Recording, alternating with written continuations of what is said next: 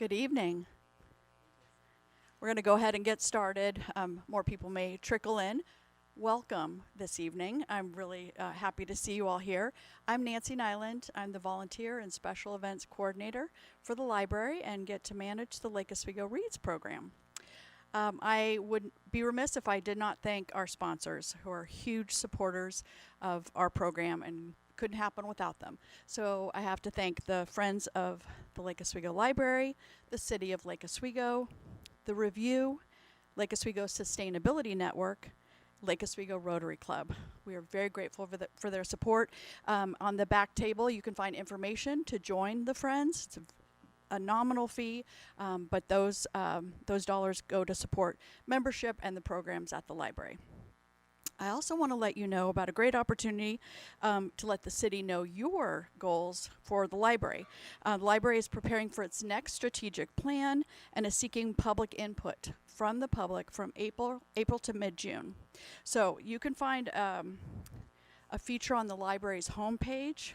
We've got these in the back with a QR code, but there's a lot of ways to do this very short survey, and they're asking very specific questions about what you would like to see in the library. So please I did it today, it's 90 seconds, so please take those 90 seconds and help us decide what we're going to do for the next phase of our library. So this presentation is being recorded and streamed. So this microphone will be used for any audience questions when we're doing the Q&A. So please wait for me to come up and give you the microphone before you ask your question. And then Buzz will answer that for you. So, and lastly, please silence your cell phones for this presentation from Buzz Chandler.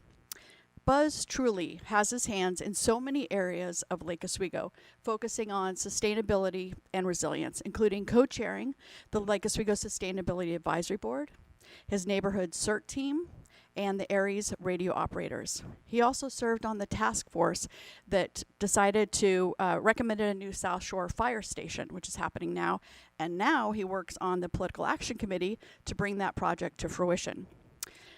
Bret, also known as Buzz, graduated from Lewis and Clark College and has 25 years of experience in international trade logistics, 20 years import-export business, and resides in both Lake Oswego and Japan.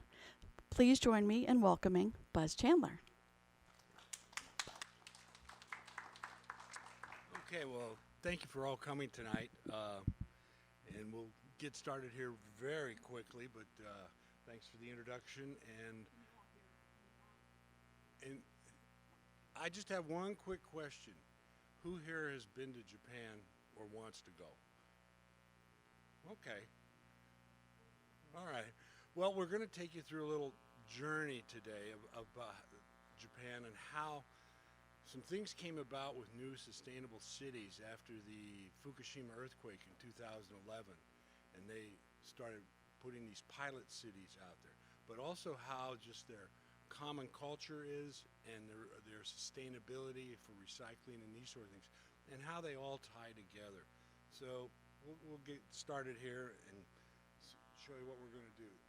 This is what they describe as a smart, resilient city. They've put these together in about 6 different places.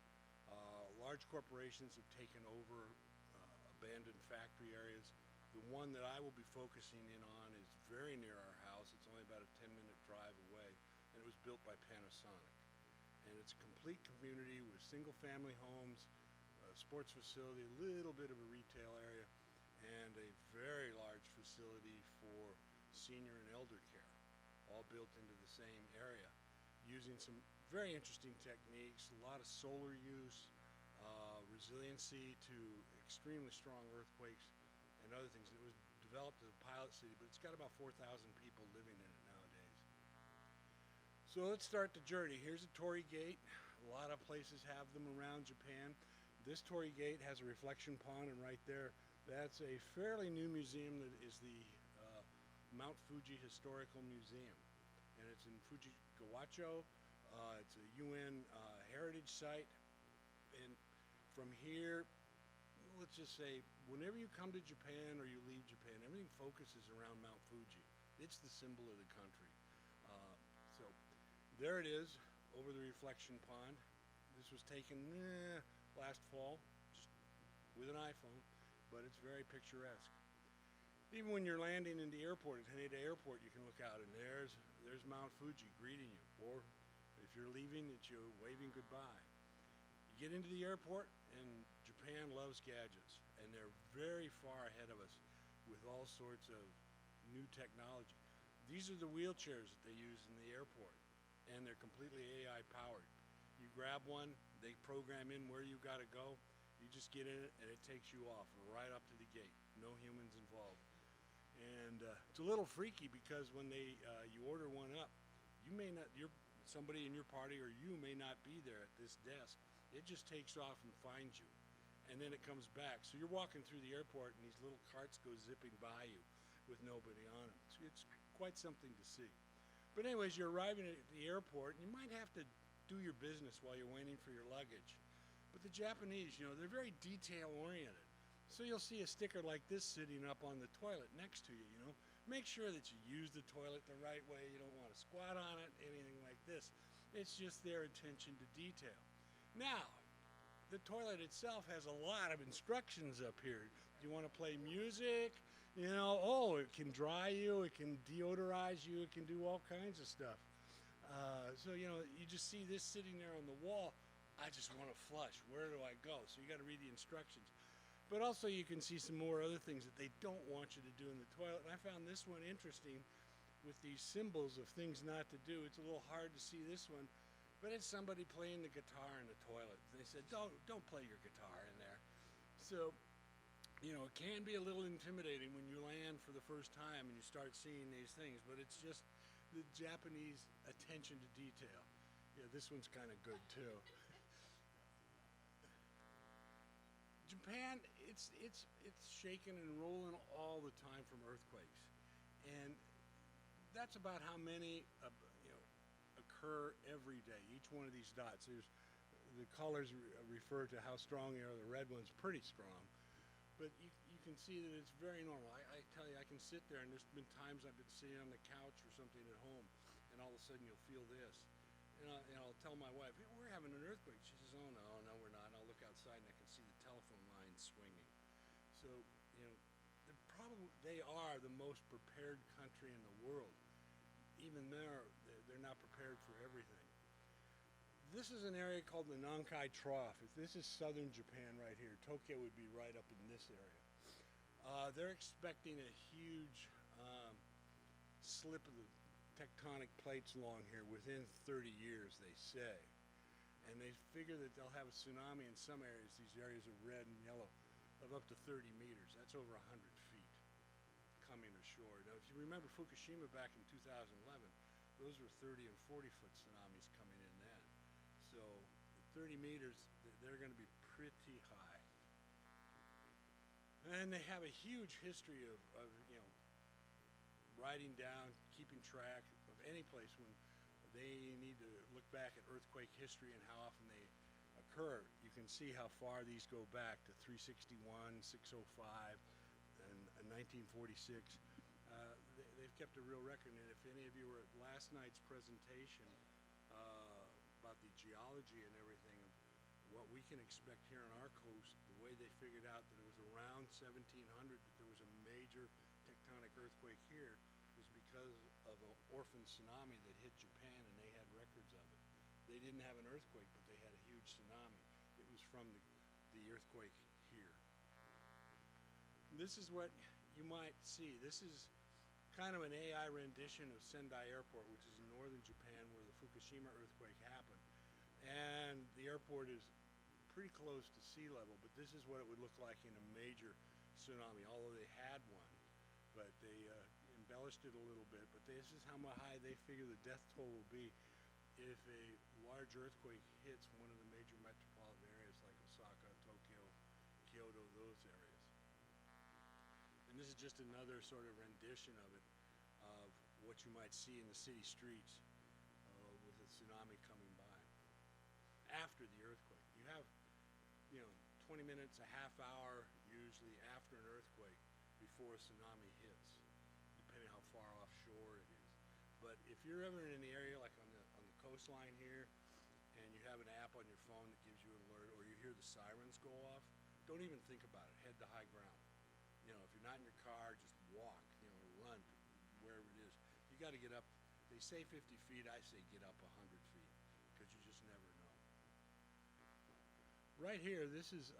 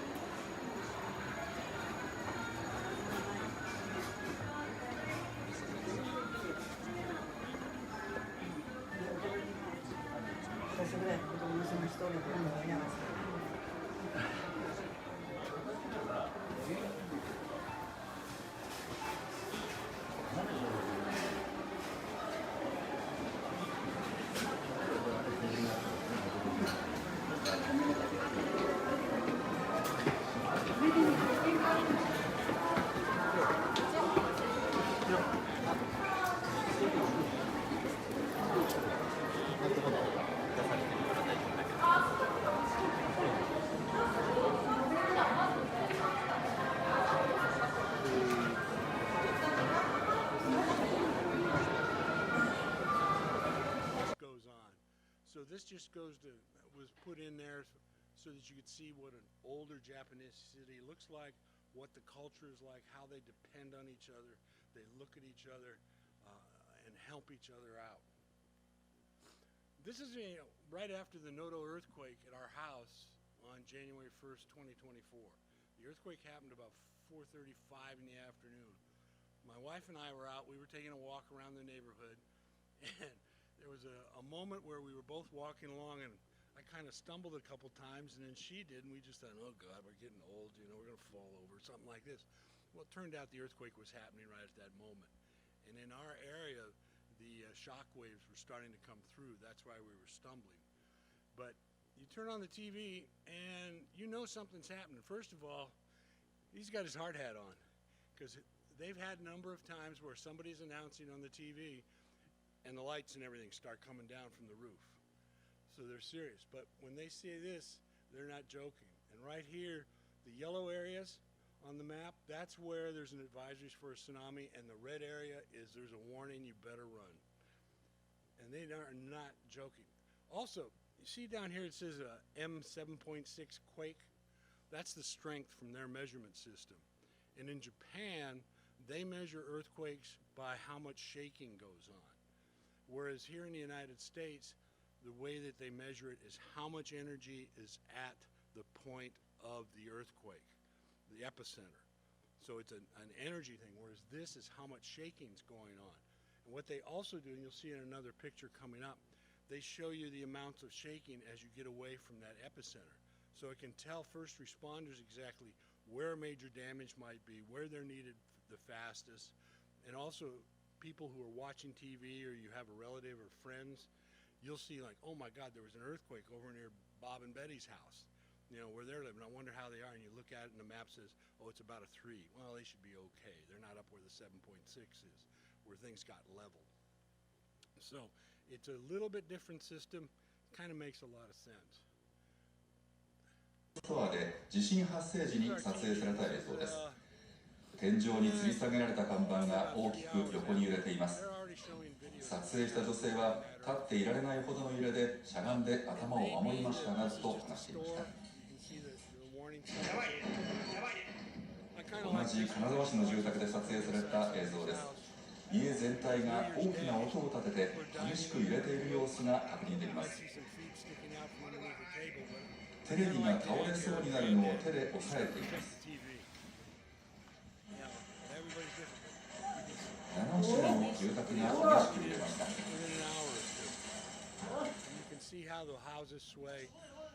ちらは石川県能登地方で撮影された映像です。用水路の水面の揺れがどんどん大きくなりました。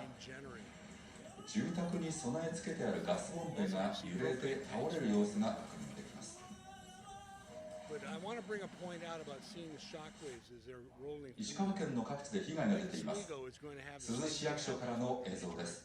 画面の左上、建物が崩れたのでしょうか、土煙が上がっている様子が見えています。警察によりますと、珠洲市では倒壊した家屋に人が閉じ込められているという通報が相次いで寄せられているということで、警察や消防が状況の把握を急いでいます。そして午後4時半過ぎ、大津波警報が出される中、沿岸に波が押し寄せる様子が確認されました。金沢市にある金沢大学近くの住宅地では、高台にある住宅地ののり面が崩れました。少なくとも2軒の住宅が基礎の部分ごと大きく傾いています。内灘町の飲食店の駐車場ではアスファルトが盛り上がり、何本も亀裂が入っています。電柱が複数傾いて斜めになっている様子が確認できます。輪島市の中心部では火事が起きました。こちらは午後8時頃の映像です。赤い炎が上がり、激しく燃え続け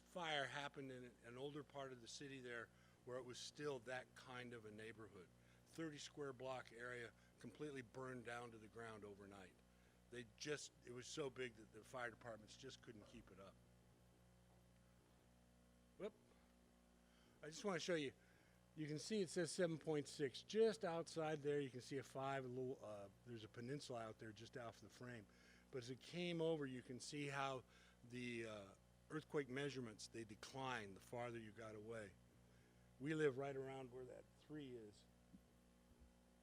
Right in there. So we could feel it, but it wasn't damaging. Not really. It just depends, because the 2011 Fukushima earthquake, that was up in this area.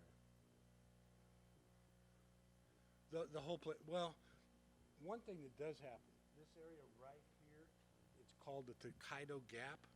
It's where 3 tectonic plates come together. So, we've got 2 off our coast. They've got 3 sitting right there. And of all things, Mount Fuji sits right on one of those fault lines. That's why it's there. Here's the English language broadcast of the people the news are right afterwards. now trapped under the collapsed building. The Suzu General Hospital is receiving injured people. They are coming in This and is one reason traveling why you want one to after stay another. inside instead of going outside. In If you're Toyama in City, the building, that was the entrance. the gate Some people collapsed say, get and outside roof tiles are fast. scattered. Don't go. There's things coming down. These are some of the tsunami. As we've been reporting, a magnitude 7.6 earthquake struck Ishikawa Prefecture shortly after 4 p.m. That's about 5.5 hours ago. Fire department officials in Ishikawa Prefecture's Wajima City say they've received reports a building has collapsed and more than 30 homes have been flattened by the quake. Quakes with an intensity reaching the top of the scale of 7 are possible for about a week, and especially for the next 2 or 3 days. Well, that's something else. The Japanese system of The JMA has changed the major tsunami warning for Ishikawa Prefecture's Noto region to a tsunami warning, but they are still asking people in the area to keep evacuating to safe ground, as waves of up to 3 meters can still impact their coastlines. Tsunami warning has been issued also for the areas of Yamagata Prefecture, Niigata Prefecture's Joetsu, Chubetsu, Kaetsu regions, Sado Island, Toyama Prefecture, Ishikawa Prefecture's Kaga region, Fukui Prefecture, Notice the car and wash. I northern want you- Hyogo this building looks prefectures. like a Gumby. Those areas are indicated with red line on the map of Box Japan. frame You can see construction. on the Let me screen. show you how it flexes in the earthquake. Waves of up to 3 meters are expected to hit the areas, and waves can hit repeatedly and can get This stronger is an and higher. evacuation center that So, opened up within about if you 24 have hours already after been the earthquake. evacuated, please keep evacuating until all the warnings have been lifted. Bathe yourself 'cause you may And have also, got tsunami whatever advisory is towels issued or for things. wide areas indicated with yellow line. Tsunami waves of up to 1 meter are expected to hit the area, so do not approach the coasts.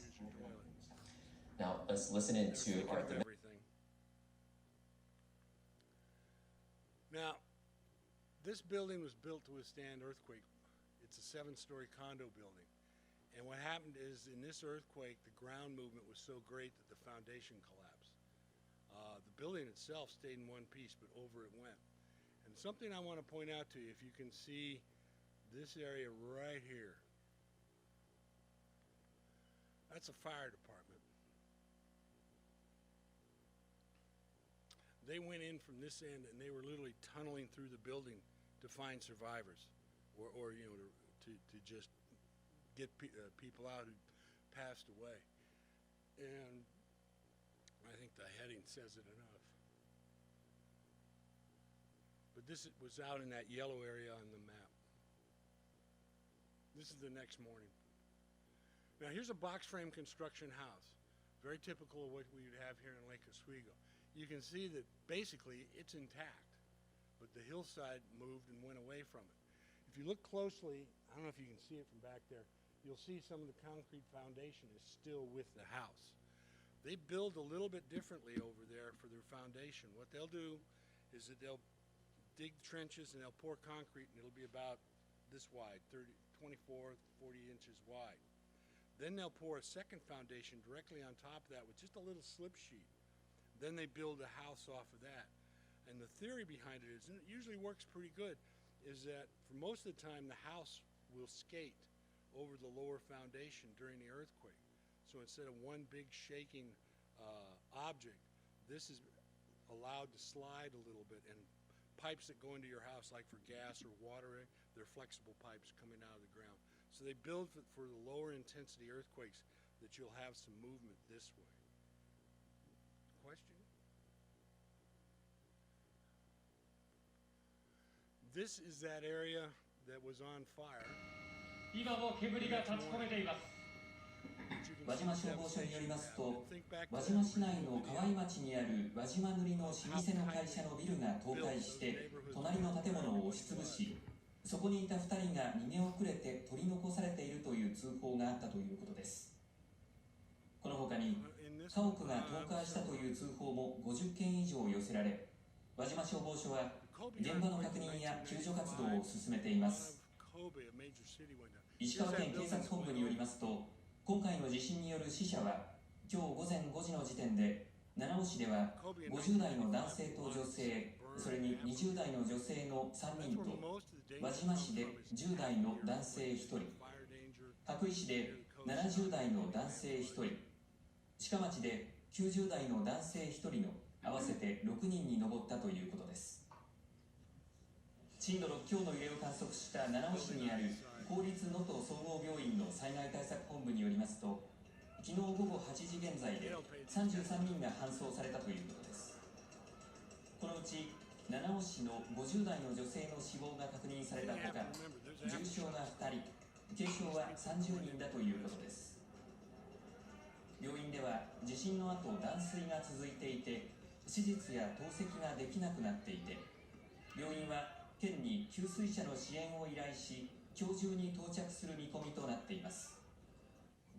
火災の情報も入っています。震度6強の揺れを観測した輪島市では、中心部にある河合町で火災が発生し、現在も消火活動が続いています。消防によりますと、これまでに観光名所として知られる輪島市の朝市通り周辺で店舗や民家など100棟以上が延焼したとみられています。また、七尾湾に浮かぶ七尾市能登島にある能登島地区コミュニティセンターでは、午前5時の時点で市民などおよそ160人から200人が避難しているということです。七尾市によりますと、能登半島と能登島を結ぶ能登島大橋とツインブリッジ能登の2本ある橋はいずれも道路部分が隆起していることなどから通行止めとなっているということです。このため能登島には支援物資を届けることができず、島内では水や食料、毛布などが不足している状態だということです。震度6強の揺れを観測した七尾市ではビルtrain station, which would be normally very crowded around there, it's dead quiet. So, what's this for? You've got it. In Japan, they will put fire extinguishers in neighborhoods so that if in case there is a fire, it's a holdover from when the neighborhoods were very crowded and dense, like the initial video. You have a fire extinguisher close by to start fighting the fire before the fire department arrives. This is kind of interesting. This sign here, you'll see them everywhere. That's a fire hydrant for the fire department. The hydrant is down here in the sidewalk. There's also a fresh water valve there. Across the street is a train station, but you'll see these signs everywhere. This is something interesting. The upper one is where to call for an emergency or something for emergency information. And it's 1 to 9 chome, which is sort of like your neighborhood district numbers. But 8.3 meters above sea level. That gives you an idea of how level you are, you know, the level where you were at in case a tsunami alert comes out. If it comes out that there's a 10-meter tsunami coming, you better go. If it's only a 5-meter tsunami, you're probably okay. So you better know how much 2.2 meters is. It's about 28 feet. Now, we're getting into this future city of what Panasonic built in Fujisawa. This was an artist's rendition of what the town center would be like, all these new homes around it. There's a big shopping center over there. But this was that first slide I showed you of the new city, resilient, very sustainable, solar power, uses very little water, and some other things. And this is talks more about it. They had 18 different businesses that were in it, the university's local government. It was built by Panasonic, so you know that everything electronic and electrical in it, they supplied. Some of the interesting things is that, you know, it was built 1.8 times stronger than the Great East Japan earthquake, which was the Fukushima one in 2011. They built all the buildings to withstand an earthquake of that size. Also, there's a huge use of solar throughout the neighborhood. New ways to build the homes, everything else. And they can be self-contained, they say, for 3 days in case of natural disasters. But I kind of thought, where did they come up with that? Because with solar, if the sun's up, you're generating juice. So they obviously have battery storage, but to me, like if the sun's coming back up even after the earthquake, you're going to generate some more for use. So I don't quite know why that statement says that. And this is just kind of a street view. Kind of looks kind of normal from there. This is one of the widest streets there. Japanese streets tend to be much more narrow. LED lighting, you can start to see some of the solar panels. And of course in Japan you're always going to have a vending machine somewhere. They love their vending machines. And this is, you'll just find them in a neighborhood like this. You need to run out and get a drink. This could be hot or cold. These are all non-alcoholic, but you can find a machine with beer, whiskey, sake, whatever, somewhere in your neighborhood. You can see the streets, this is much more of a typical street here, how wide it is. If you own a car in Japan, you have to guarantee that you have a place off the street to park it. If you don't, you can't buy the car. And of course, snow, everything else, no, you got your vending machines going. And vending machines always have a place to recycle the bottles.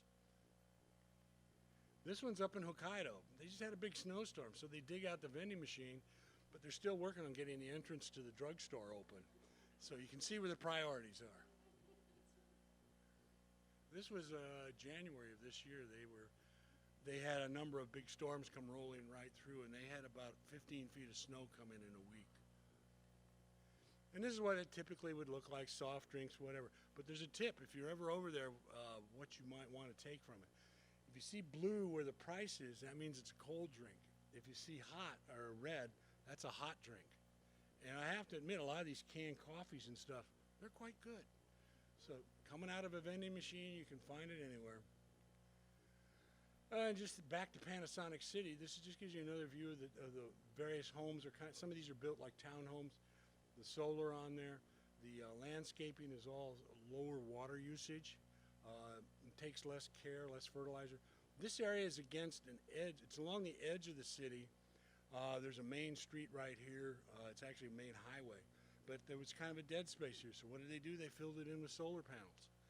And that's generating solar power for the residents here in this city, and also the excess power is going to be sold to Tokyo Electric Power.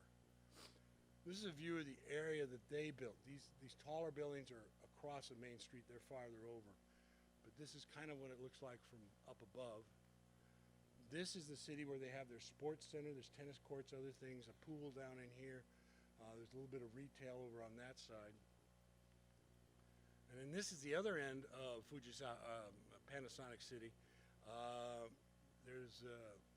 It's huge, and this is a sort of a retirement home, assisted care. They have everything from senior living to where you're fairly independent, maybe want to go downstairs and have a meal, that sort of thing, but you can live by yourself for the most part, all the way to Alzheimer's care, severe Alzheimer's, all in the same facility. But I want to point out something too that we'll get into a little bit later. These are main railroad tracks right here. We're on top of a big shopping center. There was no connection made between that project and this shopping center, where there's grocery stores, department stores, all kinds of things. And in Japan, railway stations and the trains are just a core element of the neighborhood infrastructure. And you're leaving the area. This just gives an example of what happens with retailers. This is a BMW dealer. You can see how the cars are stacked up on the roof. There's no big dealer lot. You'll have a service area and a showroom, and everything's stacked up on top. If that was Costco, you'd be parking up on top. And this is kind of the little retail area of Panasonic City, and some of these are communal bikes that you can use to ride back and forth into this area. And you can see the homes are pretty big, but the lots are pretty small. You kind of have to get used to, like when you're living in Japan with your home, you open your front door, you may be right there on the street. You know, if there's a mailman or an Amazon driver, he's standing in the gutter. So you can be that close.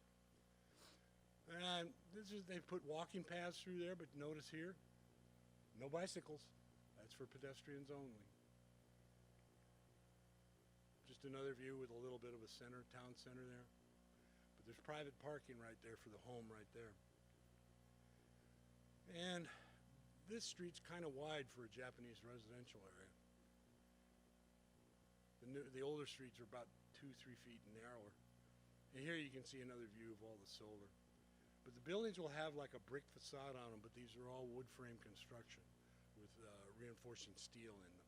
The bricks are more just for weather purposes, because the Japanese climate, there's a lot of salt air and other things, and just plain wood, even though you could paint it, it's going to weather and decay quite quickly. Traditionally they use cedar, but after World War II, their forests were decimated. They used the wood up for all kinds of things pre-war and during the war, and they had to go through and replant all their forests, and they're not really productive trees now. So now they will use various, I'll call it cement-based materials to put on siding for the house. And the Japanese also, they don't have a real culture of in your home of going around and doing repairs. Like here, you know, maybe every 10 years you get your house repainted, or 15 years, whatever it may be. And these kinds of repairs and everything, they'll build a new house and then they'll just run it into the ground over 30 or 40 years instead of putting in improvements. It's just, you'll see the same thing in some other Asian countries. It's just a mindset of, oh, it's better if it's new. Lots of solar. And there's a little Solus, there's a little store there, but can you spot a solar panel here? It's up at the top of the street light. And this is where you put your trash and recycling. You don't have it at your individual house. In a community like this. You just open that up and put it in there. And later on, I'll show you what you do every day. You'll have a trash or recycling pickup 5 times a week. So after that, let's take a quick break. You might want to drink, especially after seeing some of those damage videos from the earthquake. These are all alcoholic brands that are known globally. Does anybody have an idea why they're connected to Japan? They're all owned by Suntory Beer in Japan. Every single one of them. Just a little trivia thing I thought I'd throw out there.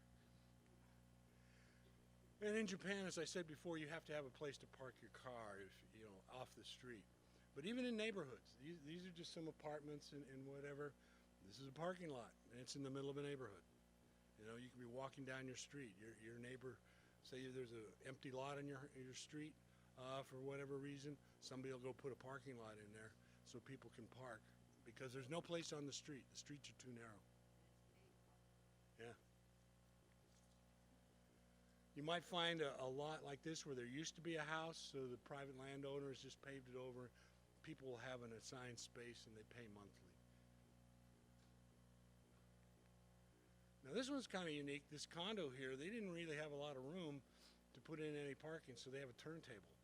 You pull in and it puts you into one of these slots. And you'll also see where they stack these up. So the turntable will turn your car, put you into a certain slot, and then like an elevator mechanism will pick it up and move it over. And you'll see it up on the shelf. You'll have a certain shelf area to move your car back over. I've never seen them anywhere else. Yeah.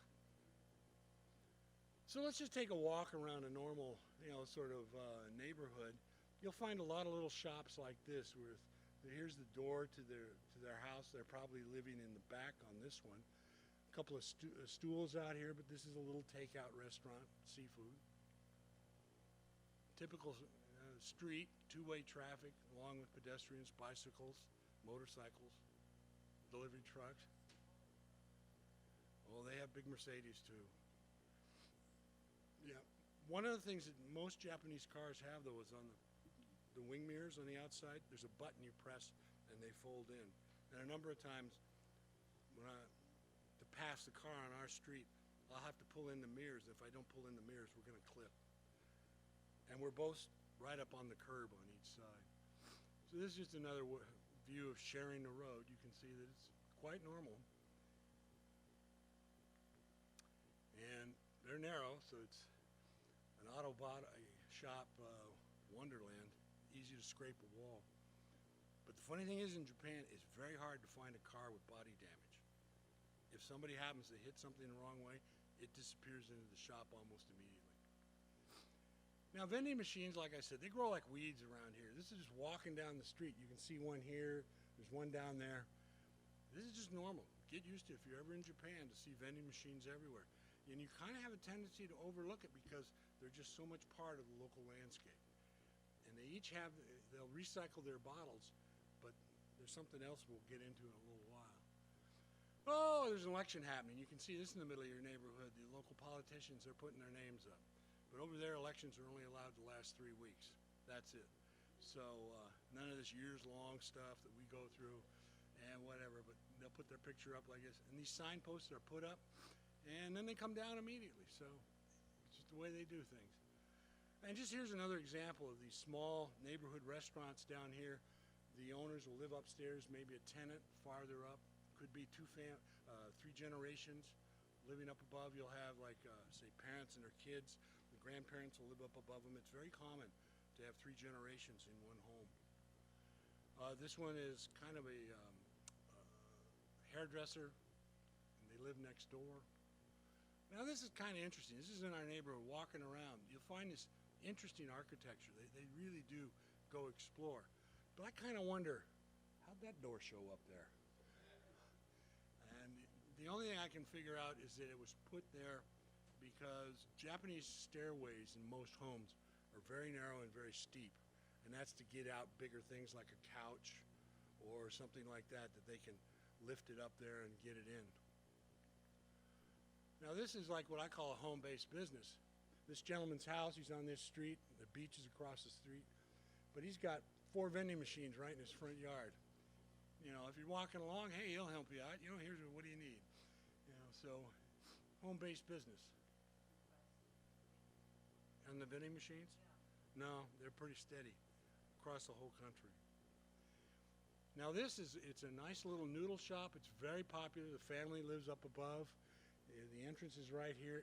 It may hold maybe 7 people inside, maybe 8. But so like if you don't want to wait, you know, you're in a hurry or you just want to take something home, well, they got the vending machine out front. You can just put in your money and down it comes and you warm it up. And this is just an example of, you know, a little clothing store, another little curio shop right there in a neighborhood.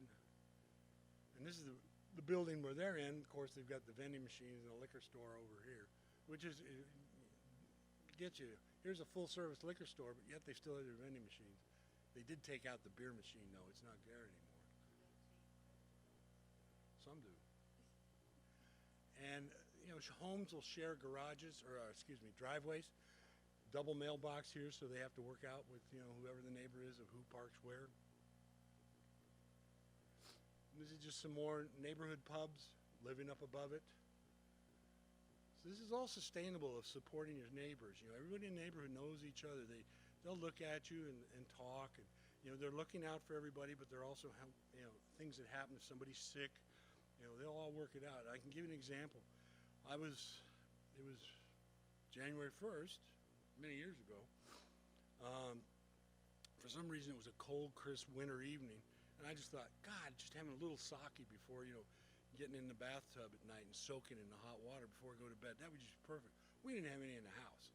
So I said, well, I'll go down to the station because there was a vending machine down there, and I got a little thing of sake, came home, just saw one person on the street, one woman, young girl, who had just gone off the train coming home. Street was dark. I mean, just few street lights, whatever. Next day we're walking around. We go into a couple of the shops there. The wife needed to get something at the butcher shop, and then we got something at the little candy store. And they said, oh, we saw Buzz on last night. And it was like, how did they see me? I didn't see anybody. But they were all kind of like, if you remember the Walt Disney movie Fantasia, and how there's a scene in there where the buildings all have eyes watching Mickey Mouse go by.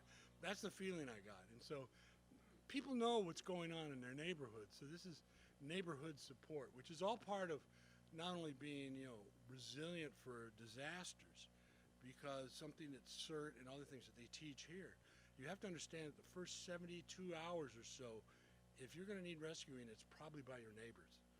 So Japan is very well prepared for this. And also for sustainability, some of the other things you have to do. You have to work together, or it's just going to be garbage everywhere. There's one example. And this is the local butcher shop. You can walk right up to it. You can almost drive right up to it. You could, in fact, because they drive on the other side of the road. They could pull up and almost give it to you through your window. But that shop's been there for years. There's a bicycle parking lot near the station. Business services a number of the local businesses. People ride their bikes everywhere. It's a huge bicycling culture, much like maybe Holland or Denmark. Of course, you got your vending machines heading home. There's a hardware store. Well, you may need a Coke or something with that bag of nails that you're taking home with you. This is the inside of a candy store, a local store. That's the other thing that's amazing with Japan. A lot of these shops that you go in from the outside will look very nondescript. Then you go inside and they're really pretty nice. And the attention to detail in packaging, how everything is, the service that you get, it's phenomenal. Now the core of every neighborhood is probably the local train station right here. And around the train station you'll have things like the Koban, K-O-B-A-N, which is a police station. Just be a little station, not the big one. But there'll be a policeman there, a couple of policemen. They may just walk out and do rounds or something. You've got a problem, you can go there, somebody's missing, anything. There's a local police station right near the train station. Also you'll have a convenience store. Over here is Lawson. And there's a hairdresser up above, and they have a very strange looking house on the very top. But you can see that the architecture at times can get to be a little eclectic around Japan. But this is kind of the core of neighborhoods. You get on here, say you're going out to lunch with some friends, you'll say, I'll meet you at the station at 11:45. And that's where you meet. And then you'll go on into like the main station later on. And this is just a different picture of where you enter into the local station. Of course, you got your vending machine here. Oh yeah, very little there. And this is just, you know, you got your parking garage right next to the train station. People will pay so much for each one of these slots per month, and they may be going in and working in Tokyo or somewhere else. They'll park their bike there, and then when they come home, they ride their bike home, and they'll pick up a few things at the shop. And that's a train station 2 stations down. This ugly guy was standing there. And this one is a much more interesting station. It's at the end of the line. It's on the beach. It's a big tourist area. So they just dressed it up. It's where the Olympic sailing events were and everything else. But notice again, hidden over here, there's a 7-Eleven store right in there, a convenience store. Convenience stores are part of the Japanese infrastructure for everyday living and also to disaster preparedness. Inside this one, they also have an aquarium when you go out to the tracks. It's kind of interesting. And this just goes to show what the convenience stores are starting to do, like in a major earthquake. This one's put in a well so that there's well water available so that you could get water. And they'll make rice balls in the store. They've got solar so that they can, you know, charge up cell phones and some other things. The Japanese government and the local governments are all working with the convenience stores to make these convenience stores part of their disaster relief. And part of it is that the convenience stores, their logistics are so good. They will deliver fresh food to these convenience stores 3, 4, 5 times a day, sandwiches and other things that you can just grab off the shelf and go. And surprisingly, the grab-and-go food in these convenience stores is damn good. And I don't know if any of you remember Anthony Bourdain, the noted chef. Whenever he was in Japan, he made sure to go to Lawson and get egg salad sandwiches. He said they were the best in the world. And on one of his shows, he actually went in and got like 4 sandwiches, started to walk away. The cameraman was behind him, and he turned around and said, "I need some more," and got him and ran over his cameraman. So it's really amazing what these convenience stores do. You can pay bills there. You can mail stuff. You got, you know, you got a hole in your sock. They sell socks. It's just everything. And this will tell you a little bit of what they're doing there.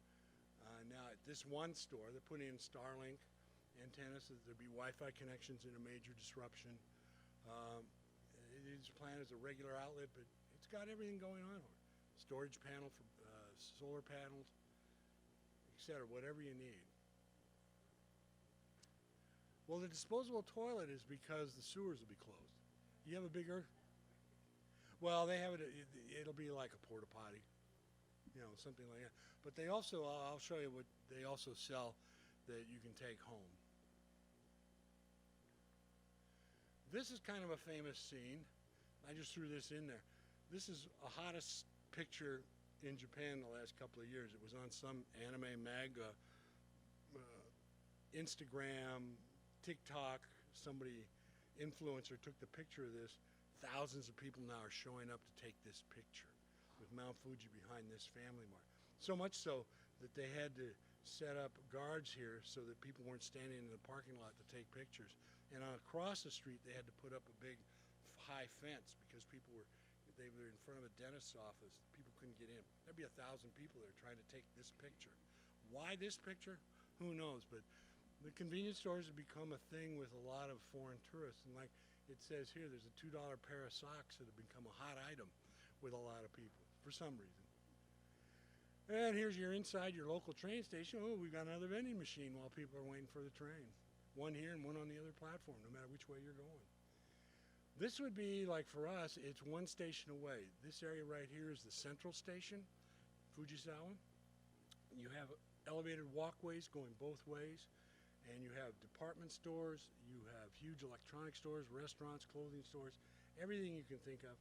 Main bus center for the entire city, taxis, and even places where you can drop off people with your own car. This is the hub of the city, and it really works well. You'll go here to go grocery shopping. Even inside, you'll see vendors. The train gates are right here. As soon as you come out, you can be at restaurants and other things. This is just another view. That's the entrance to a very large department store. And of course, you got vending machines. Even though they're having construction on the building, they put up a safety barrier, you can still get to the vending machines. You have have vending machines everywhere, hidden away, even when you're renting a car. And there they are. You have a photo booth, you got various drinks. Yeah, this one's pretty much all drinks. When they remodel a house or do some work on your house, or smaller buildings, even large skyscrapers in Japan, they put up these safety nets all the way around because there's so little room that the guy just happens to drop a hammer or something. They could fall on somebody literally in the street. This is another thing about Japan, and it's going on now. This house is abandoned, it's derelict, and it's a result of Japan has a declining population, and it's a serious problem. And this house, there's been nobody in it. This is a couple blocks from us. It's been abandoned for 4 or 5 years now. And at one point it was very overgrown with vines. This area in here was overgrown. There was an old motor scooter, bicycle something. The mailbox there probably had a year's worth of mail sticking out of it. And somebody came in and cleaned it up. But if you look up here, the windows are open and you can see birds and other pests getting in up there. And this goes on in a lot of places in Japan right now. An older person will die, the family doesn't want to do anything, and due to a very Byzantine tax scheme, if they tore the house down, it would actually cost them more in taxes, because in Japan, your house after about 6, 7 years on your tax assessment, property tax, is almost worthless. But the property keeps going up in value. So, and then some of these other tax inheritance laws and everything, these houses just keep standing. But right now there's a lot of people, as a matter of fact, there was an article about a couple from Portland. They've gone over there and bought a couple houses. They bought a house like this for $91,000, including the land. It's a little bit more out in the country. And they're fixing it up and they've turned it into an inn. So there's a lot of foreigners now that are starting to buy up homes, mainly in the rural areas. And they can get them for less than $100,000, maybe $120,000. You've got to refix them up and do something, but you can move to Japan and get in that way. Kaira, I think is what they call it, something. Here's another example. Here's another example. There's a newer house right there, just a regular family house, but right next door to it. This used to be a little electronics store. And you went in here, excuse me, it was a bookstore. This was the main entrance. There's another entrance up there. The family lived up above, but they're all gone. But they still got their vending machine. And this is just a different view of, you can see the house, especially up in here. It's decaying and whatever. But along this street, a lot of the houses that have been in this condition are disappearing and being rebuilt. So that is going on. The population from the rural areas has gone into the urban areas, but now a lot of the younger ones, they want to go back out to the country after they've been in the city a while. Plus there's a lot of foreigners moving in the countryside. It's like you'd say, the lawns are small if you happen to have a lawn around your house. This one's around our house. That's me looking for a lawnmower, and I don't know whether that's a lawn boy or a play school size. But that's the standard size mowers. This one's electric. So, okay, but that's the size of a mower. And this is at the beach, and if you're heading to the beach, oh my God, the machine on the far side there is a fresh squeezed orange juice machine. This one's ice cream. These are drinks. Over here you could have pastries and all sorts of things. And you got to go up into this old factory building. They've got a vending machine down below. And then tourists are baffled. Why is Japan so clean, but it's very hard to find trash receptacles or recycling receptacles? And when they do put them out, it's very plain of what goes in where, and they're fastidious about it. One other thing that they do, you can see the windows down here. It's for the people who are maintaining them. They can see when they're getting too full and it's time to change the bag. This is a grocery store. You just got to know where to go to get rid of your garbage. Each one is, you're recycling a different item. These two are bottles. That is flat plastic up there. And they'll show you how to put it in the bins. Again, you have your windows of, it's getting too full, and they'll change it out. Parking lot's right out here. The supermarket's upstairs. So you just got to know where to take the garbage, because in Japan, you pack your garbage home. About the only places you'll find trash cans normally are convenience stores, grocery stores, in a few train stations, and that's about it in general. There will be some others that show up. Oh yeah, oh yeah. And it's just a little bit closer picture. Oh yeah. You get service at your house, but you pre-sort it. I'll have something that shows you that in a minute. Even inside the store, this is just to recycle your bottle caps up on the counter. In your neighborhood, various neighborhoods, you remember the trash bin at the one city, Panasonic City? This is just one that was put together. The neighbors put it together and they have a net over it. Fairly simple, right on the corner. Garbage truck stops right here. But they don't have garbage trucks that pick up everything automatically. It's all done by hand. Just a different version. This one they put the cans on the lower level and the other garbage will go up at top. It's a little bit fancier. These are at the farmer's market in the big train station that I showed you at on the weekends. They will bring in cans for that event. But as soon as the event is over on Saturdays, it's gone, or Sundays. There's the garbage truck going by. They may find something in your garbage that's recyclable. They'll sort it out right on the back of the truck. This is our schedule for April of this year for when we would put out our garbage and recycling by day. Each one of those days, that's what you put out. You don't put out anything else. Yeah, except Saturday and Sunday. You see here, other recyclable wastes, newspapers, drink cartons. I like this one, burnable garbage. Okay, glass, bottles, and jars. Cans and pots, which means metal. PET bottles that day. Burnable garbage usually means that's your wet garbage.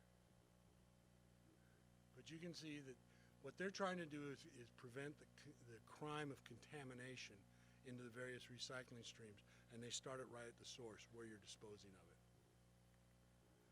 And this is just an effort for cleaning up where there had been a lot of tourists that were throwing trash around. These young college students, they're dressed in anime, just going around and picking up litter. And these college students put a garbage can on their back and said, "Give me your garbage." So they have these various ways of doing it. What do all three of these companies have in common with Japan?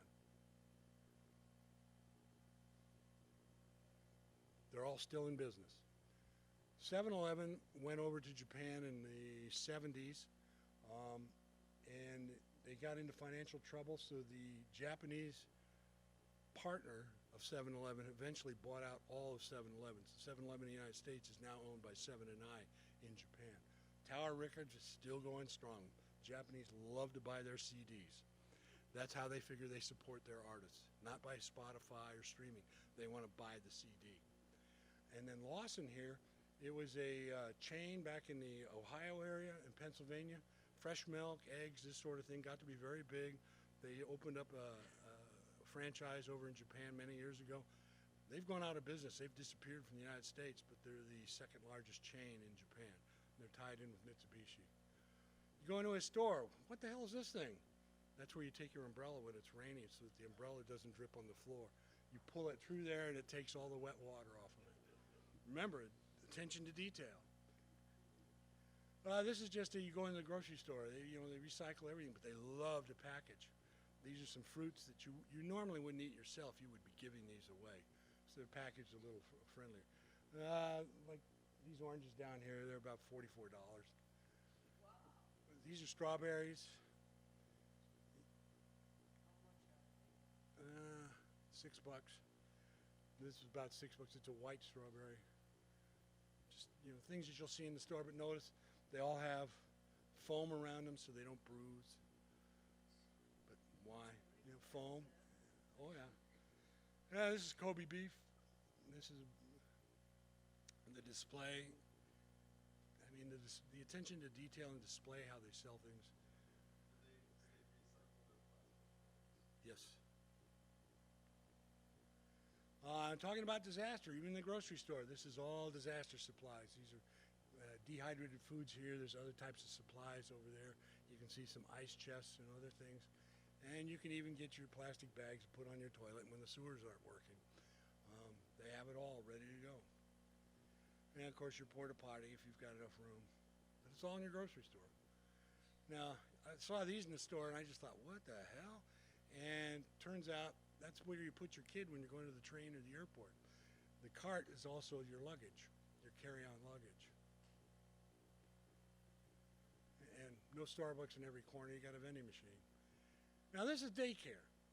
These kids are toddler age, 2-ish, 3-ish, something like that. You can see if they're walking a couple back here. If they're a little older, they put a white hat on them. These ones have a little younger, they've got the purple hat. And it's a great way to get the kids out because they're right at that point where they're kind of up on 2 feet. They're not crawling anymore. So they get them out, they get fresh air, and if you think about it, they're starting to see the world around them. They're taking in the sights, the smells and everything. What's this? Everything like that. And it's a clever way of keeping them together so that you're not hurting a bunch of, like herding cats. You got them in the cart. And this is just another one. You'll see it around there. But there's another use for these. And if there's an emergency, say like an earthquake or something like that, they've got to evacuate. They pile the kids in the cart and out they go. Or they're trying to gather the kids up to go to an evacuation center.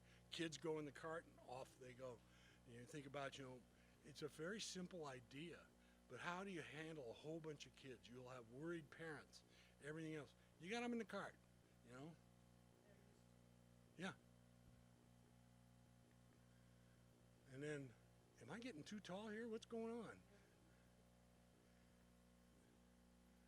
This is a special bathroom for young kids so they learn how to use a public bathroom. It's in the shopping mall. And these are third graders, and they're on the train, heading home. And there's a whole pile of them. This is the station they'll be getting on, going on other trains, on other tracks. It's a safe country, and you see this all the time. You don't see moms or dads with cars lining up at schools, before or after school starts. Kids are walking on their own. They're taking a train, maybe a public bus, something like this, and they're just all over the place. And school uniforms, probably 80-85% of all schools have a uniform. This is in the winter. The uniforms change. Trains full of them, 3:30 in the afternoon. And at the mall, here's where you go buy your uniform. You have various fabrics. They're all custom made. Also, there's an emergency center in Fujisawa City where they take ideas from people and they show you what to do. You can actually get on a table that'll show you what it'll feel like underneath a table when there's 7.6 earthquake. But give you ideas of common things you might have around to use as an emergency supply. Here they're using PET bottles, and right here they show you how to make a water filter out of it. Right here, this one I don't know about, but get a whole bunch of bottles if you have a piece of wood and you can build a table and a couch. So, okay. This one, saran wrap. These are a couple of clever ideas. You don't have any fresh water. The water system's out, whatever. But you're eating, you have plates. Put a piece of saran wrap across the plate. Put your food on it. Then when you're done, you just pull up the saran wrap. That can go in your trash, later on. But your plates stay clean. So you're not using up any water. You're not using up any soap. The other thing that saran wrap is great for, they show it here, is use a little bit of water to clean a wound. Somebody has a bad wound on their arm or maybe a broken bone, chest or whatever. Saran wrap is a great first aid bandage. It'll wrap you tight, it'll hold. If you've got bleeding, it'll stop the bleeding. And I know a couple of ER doctors that swear by it. And this just shows, if you got garbage bags, you can make a shelter out of them, put dirt in some of them. The other ones you blow up. I can't imagine blowing up that many plastic garbage bags. And this is just how to build a little pit toilet. But this is all stuff that they'll show. This is a gas line. And it makes it out of a poly material so that during the earthquake the line stretches so it doesn't break like a steel pipe. Northwest Natural, many of their pipes in this area now are this kind of material. And then there's like, what's happening here? Mike Gulliver, there's leprechauns over here. And there it is. There's the chair for sale. But it's chairs for kids. And bikes in the beach. So you kind of wonder, what's that frame for? Well, he's going surfing. He's going for a ride. He's going to go ride the waves when he rides his bike. And that's the size of a typical van. It's called a K car. You can actually buy them here now used. They're 25 years old, but they only have 30,000 miles on them. And it's surprisingly, you can get 5 people in here very comfortably with a lot of cargo room. Because our relatives who live next door, they always want to go to Costco, so we load up everybody in the cart, and off we go. And if you want something a little sporty, a little smaller, there it is. But this is all small neighborhoods, keeping things small. There's bigger cars and everything else. Delivery trucks, same size. Pickup trucks for your craftsmen. Police are on scooters. This is a police cruiser up here for big roads, but you call a cop to your house for some reason, probably going to show up on the motor scooter. And this was kind of poignant. It's a tourist area, and that's really just a tourist rickshaw. But it's in front of a taxi and bus company. And I just thought the juxtaposition was very interesting. Taxis in Japan are the best in the world, along with the trains. You can't argue it at all. But with the taxis in Japan, you never have to open the door. The driver does it all. And it's always this left side rear door. It'll open automatically and it'll close automatically. You don't have to worry about it at all. That's the mailman. He comes twice a day on scooters. And you wonder, what the heck is this parking garage? It's a bicycle parking garage in the main city train station. Yeah. And the train tracks are up above. So it's a very efficient use of space. Yeah, there's some that, there's an interest, right here you can see a lock right there. Some of them have, I've noticed that they'll go down and they'll flip something that locks up the entire bike. I don't quite know how it works. This is Mom's van. She puts the groceries in the front, the child sits in the back. And there's a lot of bikes that I'll see that they'll have two kids and there'll be a different set of saddlebags on the back. And you'll literally see moms heading out to town, go grocery shopping, carrying the kids this way. So that's pretty much getting towards the end of the presentation. So with any sort of journey to Japan, you end up looking at Mount Fuji again. And this was in the afternoon not too long ago. Sun was setting. There's the beach near our house. Sun's over here. There's Mount Fuji. Beautiful, beautiful morning. Or excuse me, afternoon. Oh yeah, this is a big surfing area. Oh, people swim. They surf. And so, you know, there's Mount Fuji. It's the most climbed mountain in the world. All kinds of pilgrimages up to the top. And this is almost at the summit. This lady has gotten up there. She turned around to take in the view just after sunrise. Only a few more steps to the summit, but you might be a little thirsty. Vending machine will take care of that. And that's the summit right there. And at the top of Mount Fuji, there's some inns that you can stay in overnight. They're hostels, bring your own sleeping bags in there. There's also a post office where you can send mail from the top of Mount Fuji. They also have a year-round weather station up there that's fully manned. So, and that's about it. And I just want to say thanks to NHK World. That's who I took the videos from when I was filming them off our TV, so I just want to make sure that they get credit where credit is due. And also, if you're interested in Japan, of just the culture or other things that are going on, you're going over for a visit, or even just watching world news, you probably have NHK World on your cable or your satellite TV. It'll be there somewhere, more likely in a lot of your packages.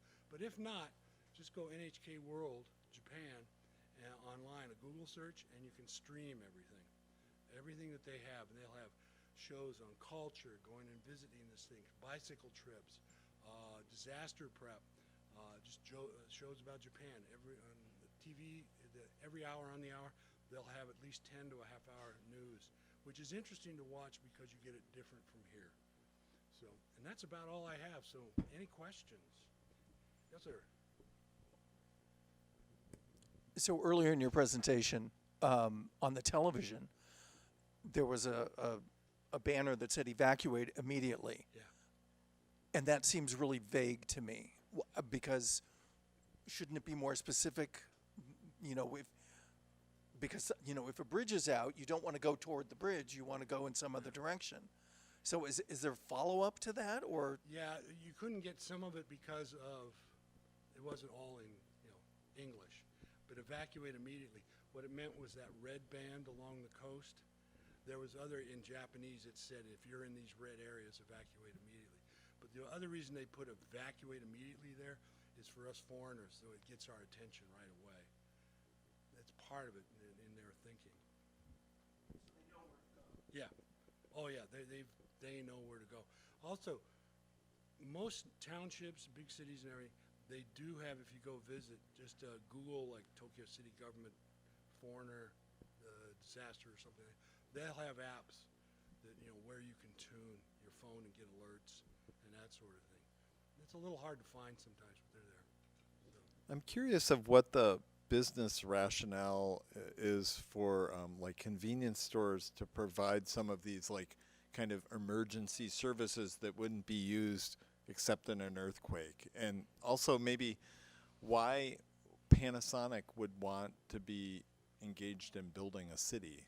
I mean, does that demonstrate their products, or is it a profit center for them? Or well, with like Panasonic, a lot of it was to demonstrate their expertise in their products, you know, around solar and some other things. And that when the Fukushima earthquake was over, there was a lot of sort of soul searching throughout the whole country. You know, normal people, you know, just everyday people, corporate-wide, government-wide. I mean, there's still areas up there that are still just, they're leveled, they've been cleaned up, but there's still a lot of recovery going on. So they realized that they needed to do something. So that was only one of 6 smart cities that went in, different organizations like Accenture, a big accounting company, you know, consulting company. They built one in another part of Japan. So they did these demonstration things, and the main idea behind it was to really build a physical unit that you might call is in the field testing. You know, here are what we did, this is what it should do. So, okay, fine, we can now extrapolate this out for just single home building, what they found here.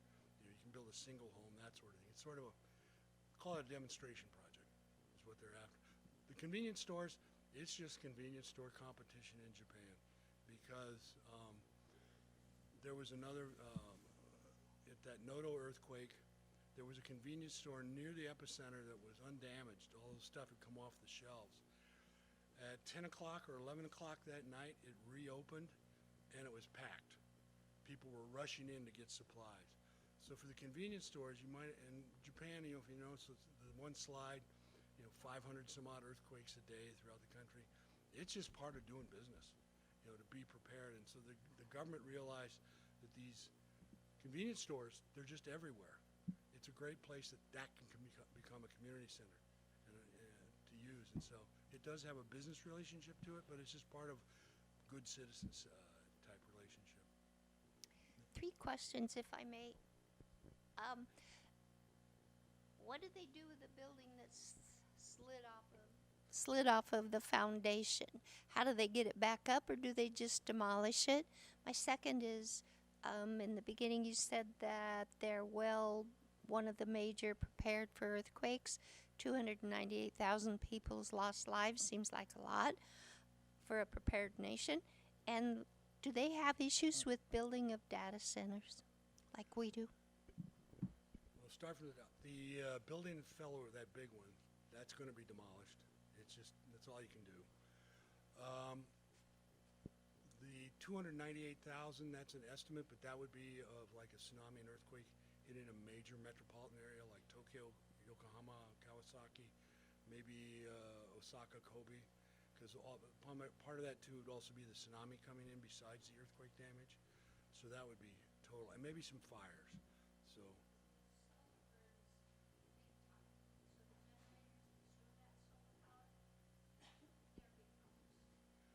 Could be, you know.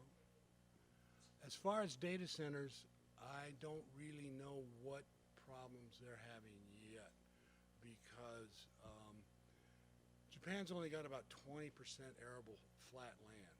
That's why the cities are so big and so crowded. It's a very mountainous country, and the mountains are extremely rough. So just land-wise, to put those data centers in, I know they're putting in some, but I don't know what their concerns are at this point yet. Also, Japan's a bit constrained on their electricity generation, so I'm just not that aware yet of what's happening over there. I'm sure it's going to come up to the forefront sooner or later. I just don't know right now. All right, well, we have no more time for questions. I'm so delighted that everyone was so interested, but we do need to get ready to close the library. So can we give a big hand to Buzz Chandler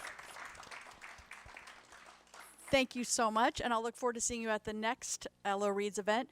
Check your brochure or the calendar of events to find out what's coming next. Thank you.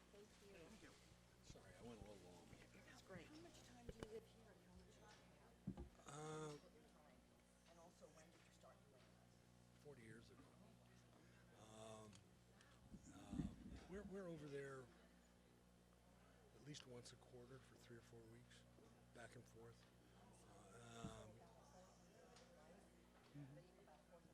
Yeah, my wife's Japanese. Yeah, we met here. We met here.